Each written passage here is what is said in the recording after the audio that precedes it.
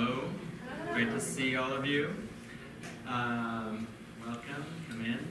I'm Johannes Göransson and I'm the Director of Creative Writing. And today we have a reading that I'm really looking forward to. Michael Dumanis and Bianca Stone, both coming here from Vermont, the great state of Vermont.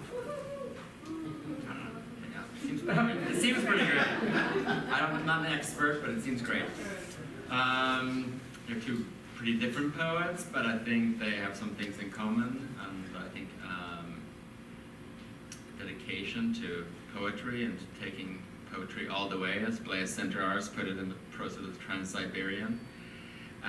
They're also poets who do a lot of stuff in addition to poetry, like edit journals, podcasts, teach, run foundations, and so on. So if you have questions about any of that, we could maybe have some. We could do that at the end when they're done. If you have any questions. So first up, Michael Dumanis is going to read. Once you told me this story that I think is fantastic. This will be my introduction. I'll just steal your story. When Michael was in college, he decided as a young man of ambition that he wanted to study with Mark Strand, who was the professor at his college, John Hopkins. Is that right, John Hopkins? And he went to see Mark Strand. He was famously not the most warm and pleasant person. I mean, I hope you don't mind me insulting you.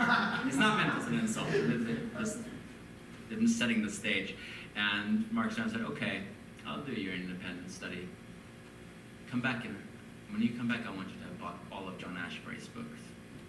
And of course, Michael went and got the books and showed up, and he had this great independent study with Mark Strand about John Ashbery, where he read all of John Ashbery's work. And then, later in adulthood, realized when Mark Strand said that to me, he probably was a way of saying, "Get out of here and don't ever come back." But misunderstanding the send-off, I think it's a wonderful kind of turn, or to me it says something about Michael's poetry. Not only that he ended up learning exhaustively Ashbery, but also, I mean, to me it's almost like an allegory about being the immigrant kid and like not getting the sort of subtext, and then as a result you get the Ashbery. And I think so one way of reading it is like you got the Ashbery, but another way of reading it, and I think maybe better, is that you got Mark Strand. you got some understanding of Mark Strand, and also you you defeated him in his own game, or a different game or something. But this noise of transmission also plays a big role in Dumanis' own poem. So often this figure of the narrator is a robot, or a doll, or maybe a doll, or a child, or something called a bilby, which I don't know what it is. I should have Googled it, but it sounds like a toy or an animal or something. Is that It's an animal. Oh, it's a marsupial. Something is off about the speaker, and that infects the speaker's voice. At one point in one poem it says, "It isn't for me, for I am foreign-born, although I have been naturalized." And I love this idea of using, that's why you say you're naturalized when you become a citizen. It's like natural, you're supposed to be natural, or if you're not natural, then you can't, you know what I'm saying? It's like this impossible state to be in, to be made natural. It's not something that you're artificially made natural. But I love this as a kind of trope for understanding Dumanis' poems. These like the unnatural, naturalized narrator, the artificial voice, where the somewhat misunderstanding what's going on, or maybe just like understanding better what's going on because they are the robot marsupial. Michael graduated from University of Iowa Writers Workshop, and he teaches at the almost mythical Bennington College. His second book, Creature, was a finalist for the National Jewish Book Award. Please welcome Mike Dumanis.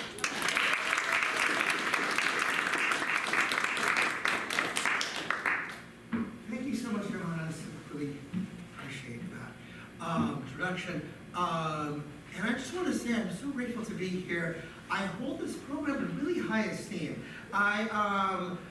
One of my dearest friends and my colleague in Bennington, Jenny Booley, is an alum of Notre Dame and talks about Notre Dame all the time. And I think really highly of Action Books and everything that happens here with poetry and translation. And I think you're all very lucky to be in this building with these amazing people. Also, it's I'm really excited to be reading with Bianca Stone. It's a real pleasure and honor, and I can't wait for Bianca's reading. And I want to say, it wasn't just John Ashbery. Oh, he said, read, just to add to that, he said, read all of Ashbery, then read all of Stevens, and then read all of Tory Graham. And I said, in that naive way, and when I'm done, what should I do? And he said, well, just start from the beginning and do it. So I'm going to read from this book, Creature, but I'm going to start with two new poems and see where they take us. I don't know how many of you, there should be water somewhere. Here it is. I don't know how many of you know, probably some of you know, famous Robert Haas poem, Meditation of Lagunitas. You know this poem? There's this line, I actually really don't like this poem, but there's a line, it begins with this line that I would hear a lot when I was in grad school, which was, all the new thinking is about loss, and that it resembles all the old thinking. People would have pulled that one. So I decided to write my own version of that. Meditation of Lagunitas. I listened to myself crawl. Rain softened my back. I was sure I had made a mistake again. That I knew better didn't matter. The morning light was an uncomfortable wool. The summer ocean was a net. I located myself in the distance between absence and presence. I listened to myself untangle. Cherries provided a brief interlude, not unlike joy, as did scratchy recordings of song. I preferred the strange beats that resembled a sky full of geese on their way somewhere velvet or felt. Sometimes I was as graceful dancing on my legs as a cricket on a wooden beam in a damp basement. Sometimes as sure of myself as a wolf prowling in the radioactive forest. Opening my mouth, I tried to impress upon everyone how much I knew, but the scratch of my voice was a kite string twisted around in the weather. I have spent my whole life trying to understand my whole life. I have spent my whole life arranging myself into words. I have made every flower in this garden by hand. I alone am responsible for the shush of the bulrush. It has proven, to say the least, challenging. I crack the pavement with my stubborn feet. I hold these teeth to be self-evident.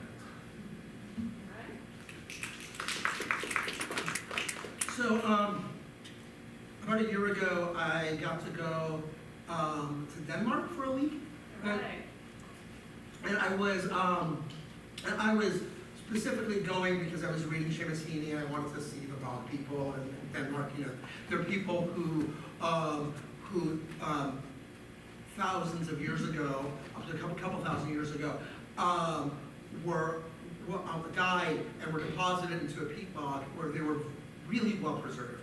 And you see like every striation of their body, you know, on their skin, and you can learn so much about them because their bodies were very well preserved. And if you go to the National Museum of Denmark and you have children with you, and I have two children with me, they give you a children's activity guide. And on the cover of the children's activity guide, next to the words children's activity guide, is a picture of a smiling skeleton. She looks really happy. Her arms are open towards you, and it's the egg-fed girl who was another, not a bog person specifically, but another person whose body was quite well preserved, was a prehistoric person. And I wanted to write from the point of view of her in the museum. A prehistoric girl. The strontium isotope value of my corded skirt. The glisten of bronze bracelets on my wrists. If you look closely, you will see the imprint my legs left behind on a cowhide. I understand your curiosity. I must have enjoyed the same blue that you do. Not yet having the concept of century, I took my time beside the flowering yarrow. Laughing, we passed the bucket of warm beer. I kept thinking as I ran from the bear about the chain of tracks my feet were planting across the snow of the surrendered field.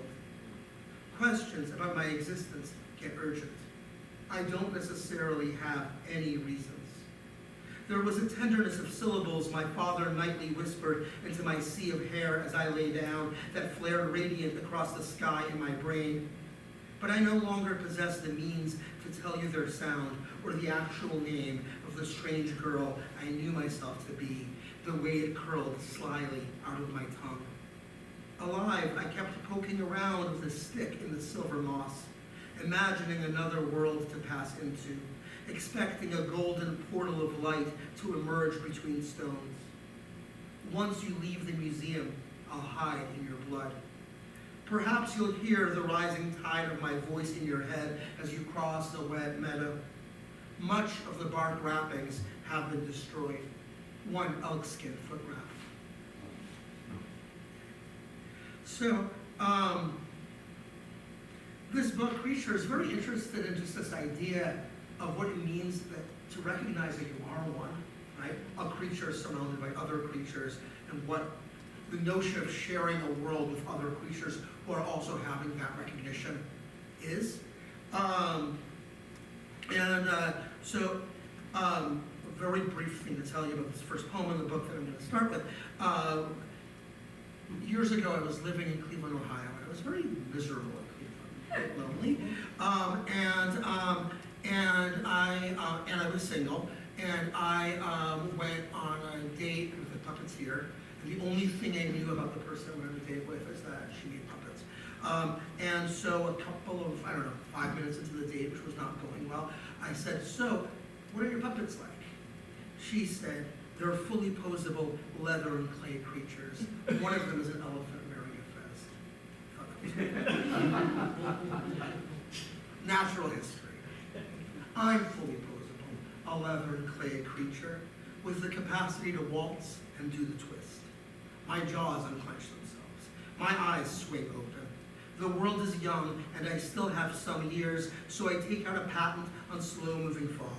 Take out a patent on the hyacinth. I brand the cow, trademark that coelacanth. Its tiny heart is shaped like a straight tube. However, the darkness keeps hitting me over the head with its hammer. I want to feel more substantial than an elephant wearing a fez, so I invent the theory of gravity. So I discover my larynx and use it. So I study yoga and learn how to wrap my legs around my neck, but I keep finding occasion to lie on the floor like a slug or weep into the rented furniture. So I invent the Bhagavad Gita. So I invent the Gutenberg Bible. So I invent the Etch-a-Sketch and draw myself a lover with the right proportions. We go on holiday and sit in traffic. I do my best not to erase her, not to shake things up. When we get lonely, we invent the baby, a fully posable leather and clay creature. It cries like a small bird. We pose with it. To never erase you, I carve your initials, my lover, into the spine of a tree. You are happy, but the tree dies. So I take out a patent on the synthetic tree, and I carve your initials, my lover, into its torso and take you to the disco and the roller derby, to the waterfall beside the paper mill. It's so amazing what we get to see. The ruins extend across the valleys toward each sea. So, this poem is probably more autobiographical than it will seem as I read it. Autobiography. Attempted avoiding abysses, assorted abrasions and apertures, abscesses. At adolescence, acted absurd. Acid, amphetamines. Amorously aching after an arguably arbitrary Abigail, authored an awful ode. I'm always arabesquing after Abigails. I'm always afraid. An affliction? Animals augur an avalanche. Animals apprehend abattoirs. Am, as an animal, anxious. Appendages always aflutter. Am an amazing accident, alive. Attired as an apprentice aerialist addressed acrophobic audiences. aspiring as an adult after applause attracted an angelic accolade. After an affirming affair, an abortion. After an asinine affair, a vowed agnostic approached alone at Abby's altarpiece, asking alleged almighty about afterlife. Ambled adagio around an arena, admired an ancient aqueduct, ate aspect, adored and ate assorted animals, ascended an alp, affected an accent, acquired an accountant, an abacus, assets, attempted atonal arpeggios.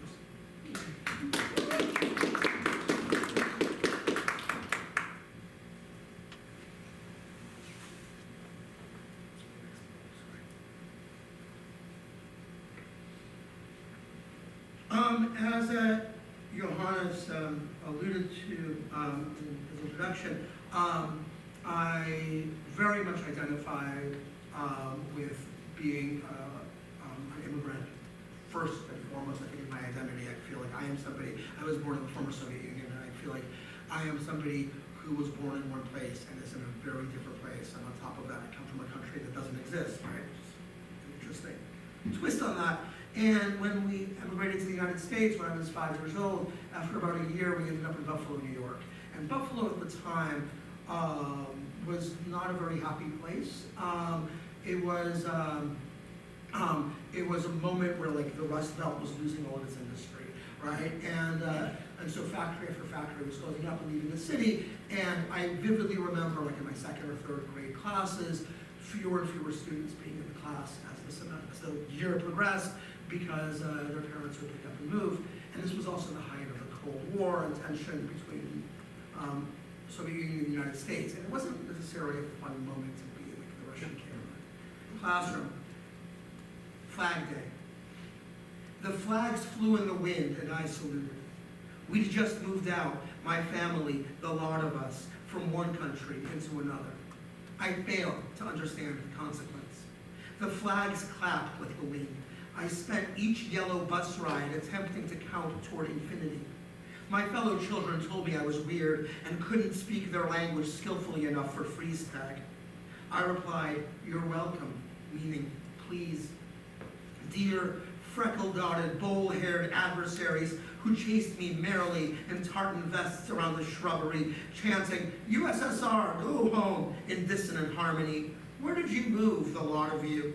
Each Flag Day, single file, we strutted through the playground with French horns and out-of-tune clarinets, some holding poles aslant like knights with spears, others saluting.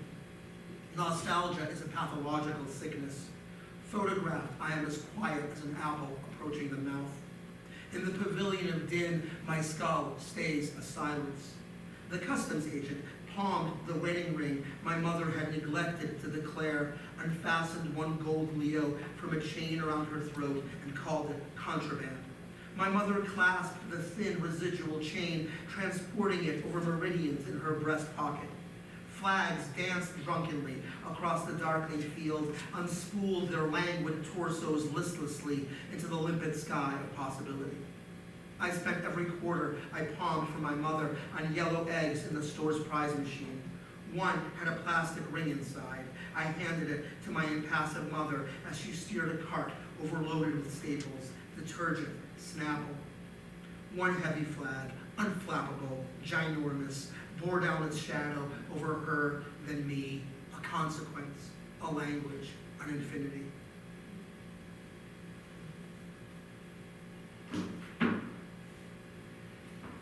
So I'll read one more thing about immigration, pertaining to immigration. If I can find it, which I will, which is kind of a running theme through the book. Of all the many things that would emotionally affect us, politically, after the beginning of the Trump administration, I think the moment where I really lost it was a photograph of an American border immigration officer tear gassing a woman who was literally on the other side of the border. And you could really see the border because of the two bodies. You could see the imaginary line that doesn't actually exist, right? And she was holding a child, and her whole body was like leaning back from the tear gas, and I just really stayed with me. Checkpoint. I crossed the border. I crossed the line. I crossed the threshold. I crossed the divide. I forded the strait between nowhere and wish. I shifted my body's weight in the direction of the sun. I was born in a well and began to crawl up toward a light in the muck. I believed I'd be well were I anywhere else, so I threw myself up. But nobody caught me as I dropped down, so I threw myself up every day for a life. The stone earth below me, my hard trampoline. A hiss in the throat telling me what I needed: to live in a bleached neighborhood in the shade of high trees that bounced their helicopter fruit against the breeze. So I believed a promise on the side of the imagined line I wasn't on, like softer bread or bolder shade of sky. A promise like another me with a changed name and posture, were I to cross the border, to cross the line, to cross the threshold, to cross the divide seared into the map in my head. So I spent my last coins on papers and gear, leaving my mother asleep in her chair as I rushed open-armed toward the door made of air that the gathering dust storm began to blow shut, my faith in nothing other than each breath, also invisible.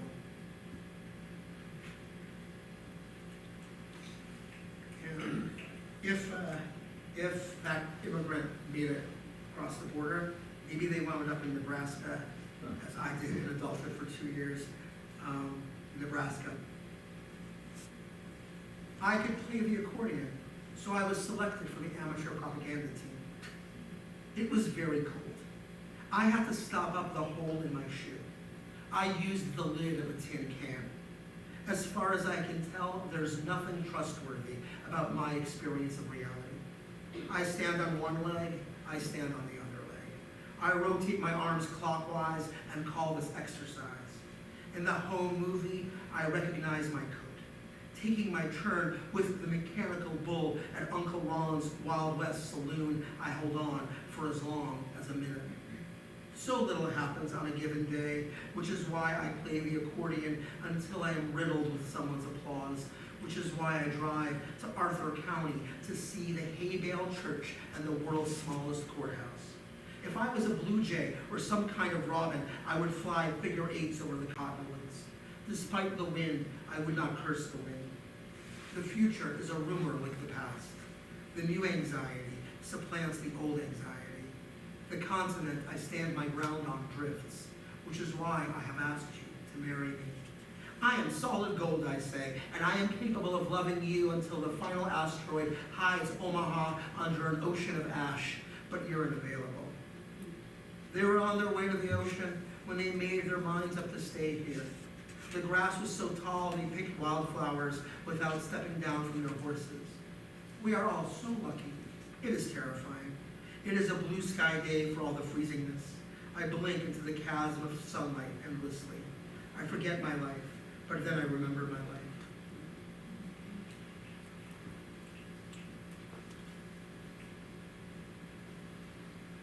I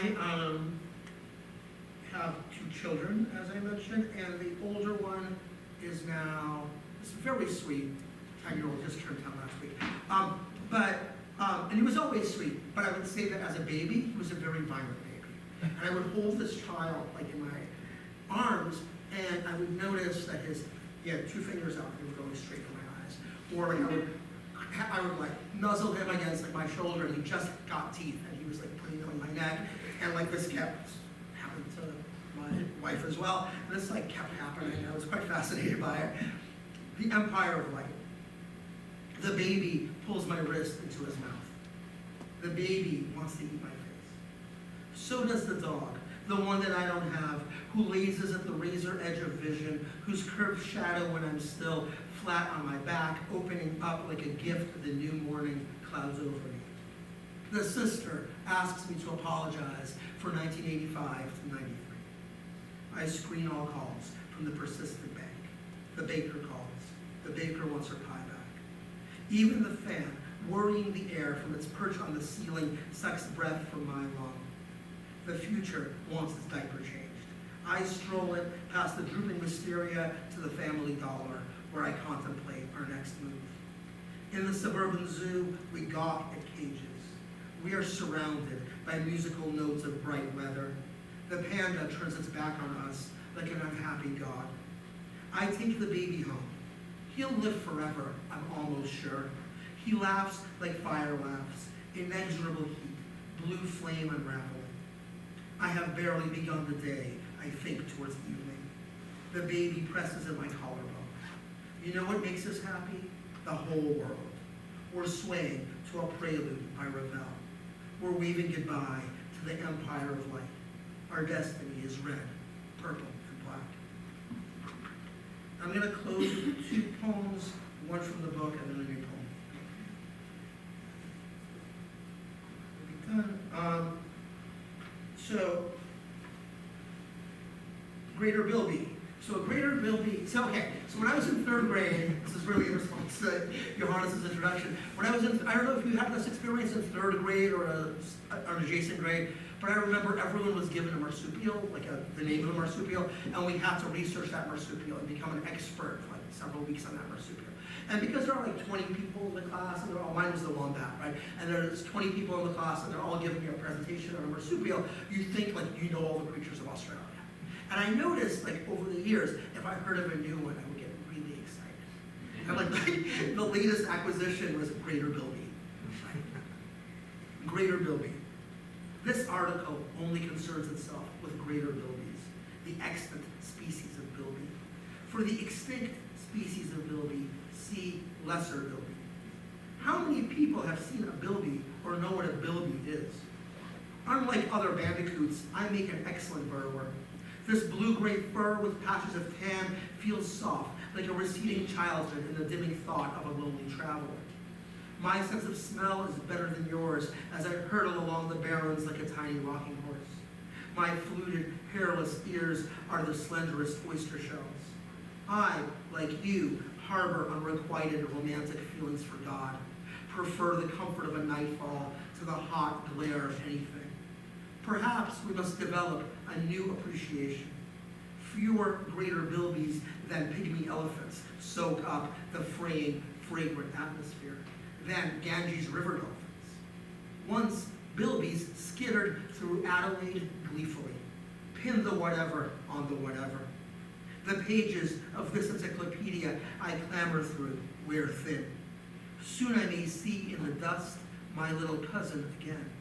For the time being, I presume a future, and scratching for a termite, the hard soil around the bunch grass, unhinge my small jaw, proffer my endless tongue. To be able to come here and read to you today means a lot. And thank you for the discussion. I loved it at lunch.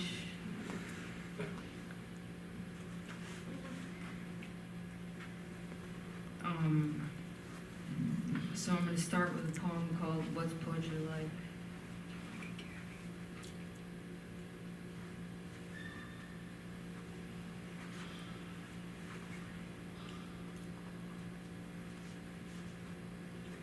The performance art of drinking water, the poet's favorite act. What's poetry like? Poets play the winter tarantella, making love in the midnight hours on a white iron bed like a dog skeleton, distinguishing the essential and unessential moments shared between ordinary lunatics and screaming over a bird in an apple tree until an elegy has to be written to resuscitate the relation. Those who look toward the depleted wildlife of their own neighborhoods with tragic relish, to see somehow ourselves disappearing about ourselves. Once in New York City years ago, the internet technician finally arrived. His teenage apprentice stood in my living room over a Transtromer book. They said it looked kind of cool, and he wanted to know what it was. Poetry, I said. What's poetry like, he asked. And the treacherous inadequacy with which one finds oneself explaining in a few loose, deficient words something with lungs and no face, the immortal freak of language You haunt and hunt this, the original state of language you're trying to get back to from within. Poetry, whose rare geniuses come as bittersweet suicidal explosions on the tongue, randomly felt during long, tedious meals, award-winning and already forgotten. All the emoting of unanalyzable fragments, all the surrender and detonations of precision and reckless insight in reference to hidden wisdom in Coke cans, conversations across time, and slips into truth and obscurity of thought altogether blissfully, the form itself at its best, strings of dreams in the waking life, overlaid like unobserved clothing, the words that sing stillness, the silence craved by perpetual auctioneers, that which is not the tale of an event, but itself an event. You know what? Just take the book, I said finally, pushing it into his hands. Thanks, he said, and took it away, grinning a little. But later, with snow in my head and a thunder in my right eyelid, I was worried, as I was so dangerously then, about dark yet unspoken things. It frightened me, that shiny black and white book, wafting around New York City in the back of a Time Warner cable van, waiting to be opened, waiting to torment him, thinking of it changing his life.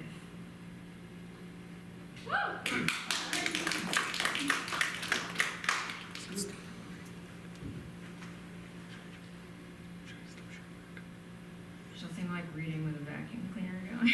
It feels perfectly humbling. I like coming back to the idea of words over and over again in poetry. Was it Stevens who said you have to love words with all your capacity to love anything at all? But this question, too, that is posed, what is the biological function of words, is a question we might attempt to answer and never reach a conclusion.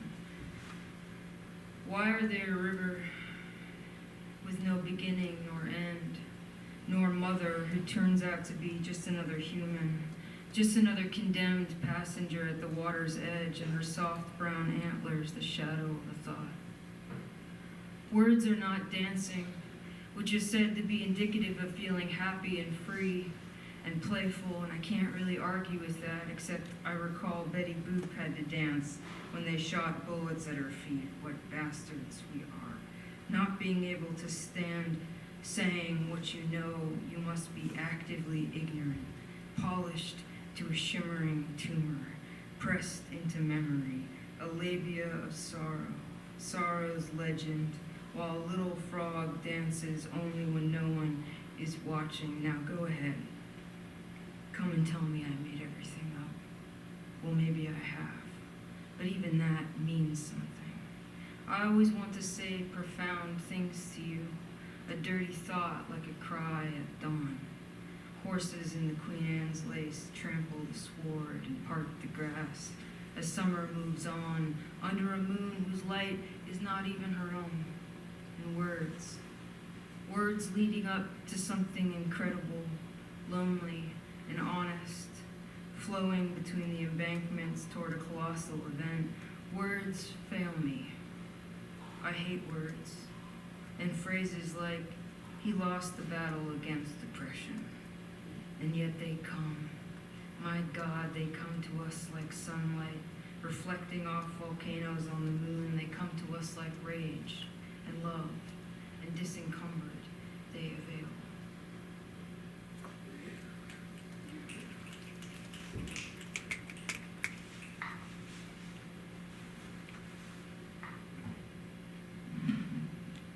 Theory. There is no theory vengeful enough for this life. You must just keep living it. The greatest revenge is the unprovable work, employed barefoot in the grass, aimless. But there are times I want to find the right concept. Not a song, but to theorize the current of sadomasochistic reason. Does it unfold me is always the question. I hover long in the indexes, the footnotes, and the vibrant arguments of members of the faculty thrill me. But my greatest fear, to be condemned to theory, without song, without my trash, my wrong octava rima, my pointless point. Without that, I'm nothing. The academic is there to formalize the indifference of the poetic towards the academic. In the night, only the mad wind means turning the electricity off in one mighty blow, so that when you wake, all the clocks are wrong. And the wind chimes, where once I heard a secret revealed in their music, are splayed in silence, a dead language in the snow, waiting to be rehung in the maple.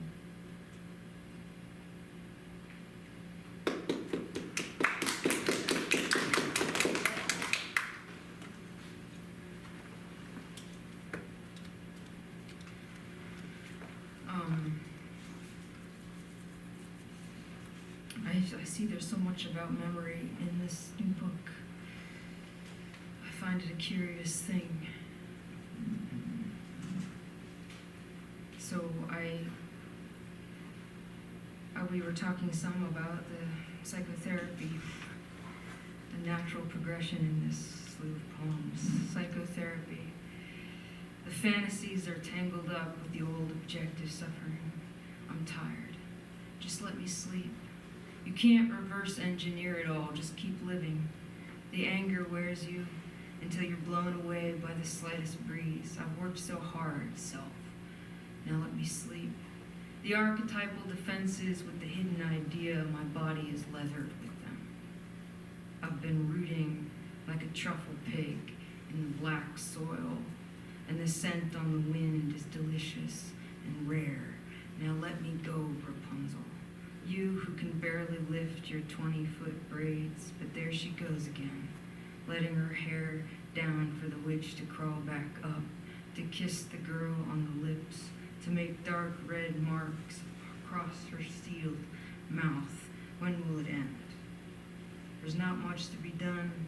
In terms of thinking it through, it'll start thinking you. Memory is tricky like that. An issue of the translator. Memory rolled in desire like raw meat in breadcrumbs and yolk and sizzled for ages. It usually gets worse, much worse. Burned beyond recognition in front of everyone. You have to spend as long as it takes to bear a single word beside another word. You have to find some current event in your gaze.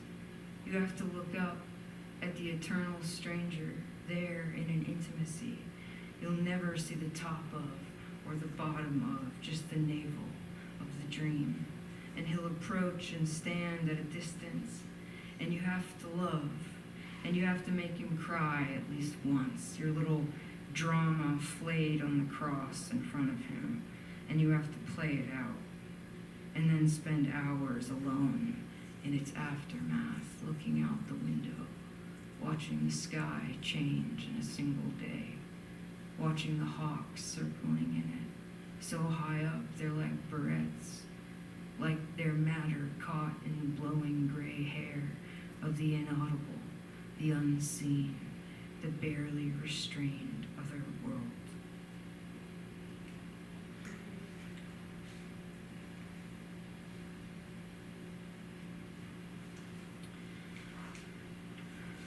So we were talking today a bit about elegy and grief, supposed moving on and not moving on. What does it look like? What does grief look like?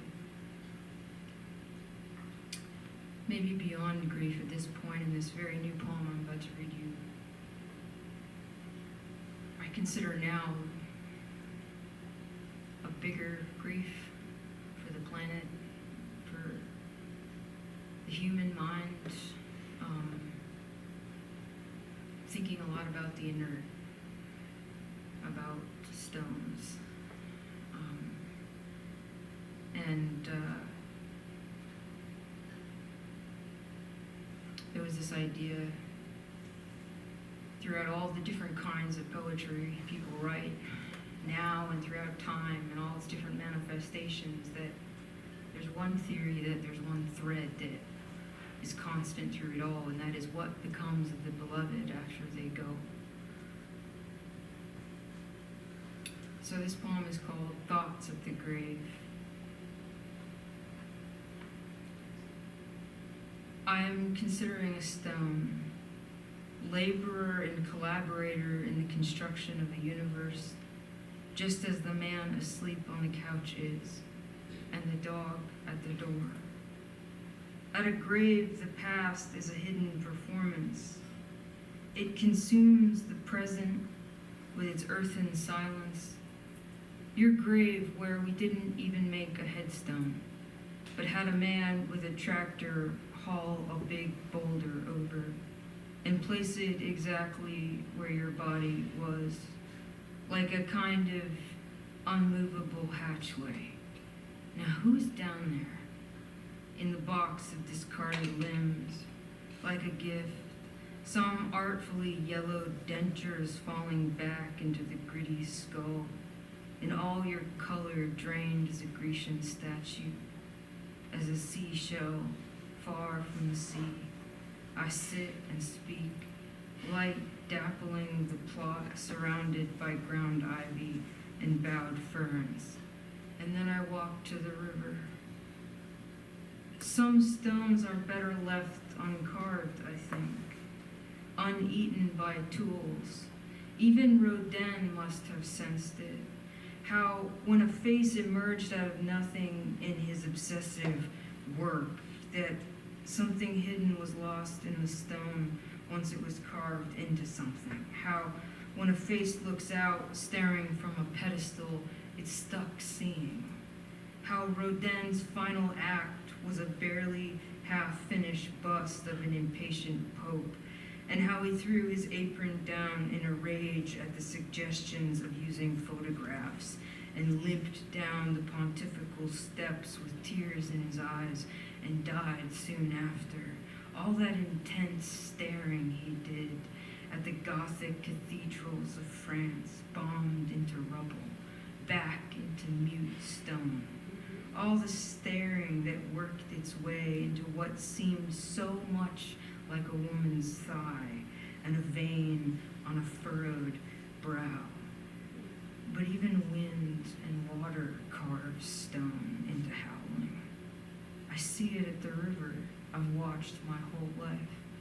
I can hear it standing here, like I hear your feet fall apart into each other and dirt. And I hear the water working itself for decades into a concaved nothing. And everything and everyone knows that a slow drop will eventually create change against its surface, like consciousness, which cuts as it goes paths of solitude and wakes and finds a mirror and thinks, this is my face, and it once looked upon yours.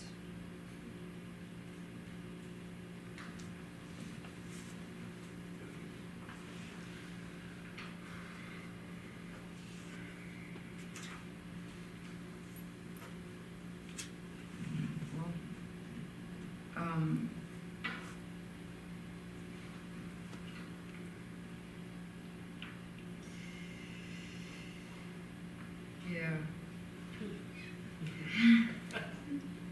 Yeah, here we are, listening to the words assemble themselves in front of you. Anyway, it's been great.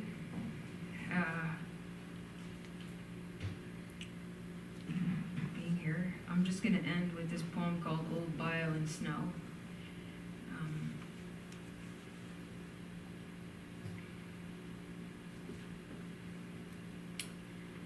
Old bio and snow. There's always a snowstorm coming, and I'm always booked at a cafe on the other side of a mountain, driving on bald tires, to give another lecture on Hegel's vision of the infinite whole, and at the last minute deciding to lecture on wind and snow and their effects on discarded newspapers. No, wait. This lecture was about repeating the past. There's always a snowstorm coming, and I'm always booked at a cafe on the other side of the mountain, driving in the dark, and I am insanely happy, weaving along the winding cliffs, careening down the other side of the summit in a little blue car, parking, sliding a quarter and a meter, and bouncing off with my manila folders under my arm, my garbandine overcoat flapping open like a hospital gown to give lectures on vision and snow and repeating the past. And if they introduced me with an old bio, so be it. No need to mention the latest gummy linguistic situation in words, or my recent award for lying on the rug and staring at the lacy, vacant spider webs and petticoats of a glass cupboard. No, forget the laurels. What matters tonight is time and blizzards, and saving on your next purchase with a coupon from your unconscious. Now, let's talk about snow. That form of water which haunts. It follows you indoors in obedience to the air until it feels fire. Then it looks for a place to lay down with fire, to then only elope with the earth and move slowly, slowly to the sea. I just thought I knew something, and light was pouring through me onto the floor. But everything shifts one moment to the next and leaves a dark stain where it was. I remember something, and then panic sets in. A metaphor no longer holds like it used to. I master no single existence in the past, and yet here I am, still with my name and my mutant face. It's not real, they say, the past, that is, even if an ember is burning holes clean through. Cherries dropped from the tips of cigarettes fallen many, many years ago, back before they put phones in pockets and people wrote numbers all over the stairwells and no one stopped reading a book to take a picture of one of its pages. Ridiculous. Instead, there were long, uninterrupted hours of reading and smoking and crying. And your own eyes wept as they do now, though looking back, you're not even sure who was weeping and who was watching the weeping. Time is also about waiting for an almost imperceptible change in a single tear. A mother's textured silence. The disturbed neighborhood kids coming together in the woods to echo their own households. It's never really about the why and crying, is it? I mean, in terms of narrative, it just comes, resembling meaning, like an old bio resembling snow, and holding in your mind the object of a spruce tree, at whose base a kitten is buried wrapped in a tea towel. And everywhere there is a white soil coming, carried sideways by wind and down by gravity, a pale inflection on its many cold lips. And it doesn't need to know where it came from, to know it is part of the whole, and it is snow, and it falls on your face and ends.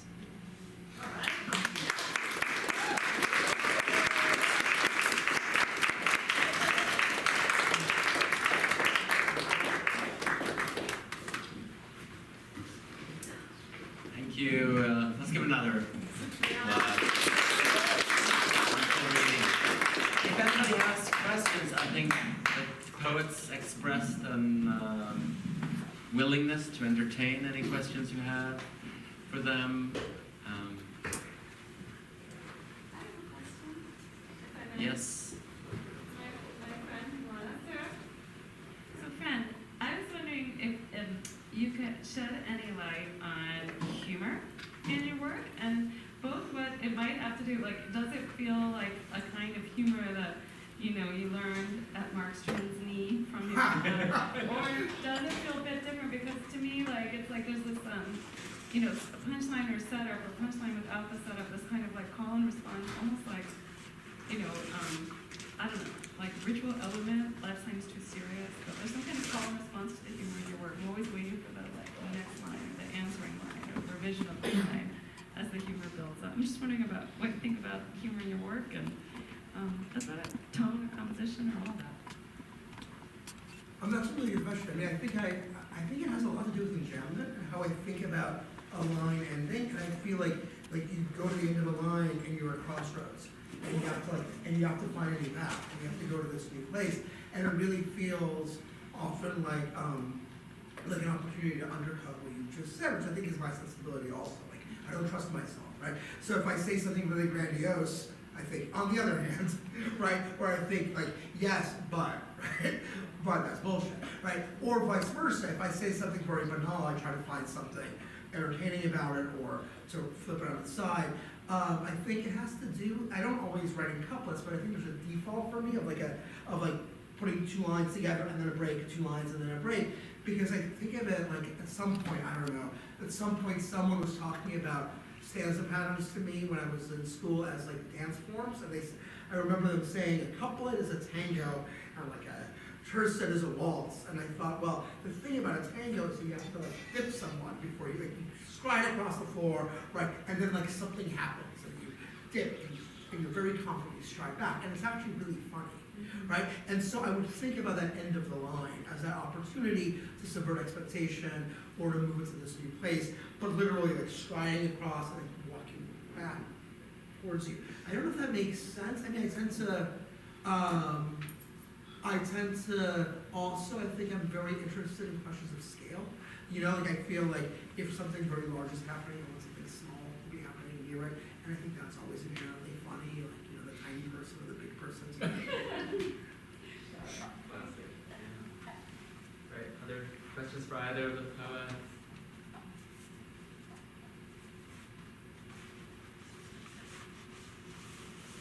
All right, then, well, feel free to mill about the books. Yeah, mill. And buy the books. Thank you for coming. Celebrate your coming.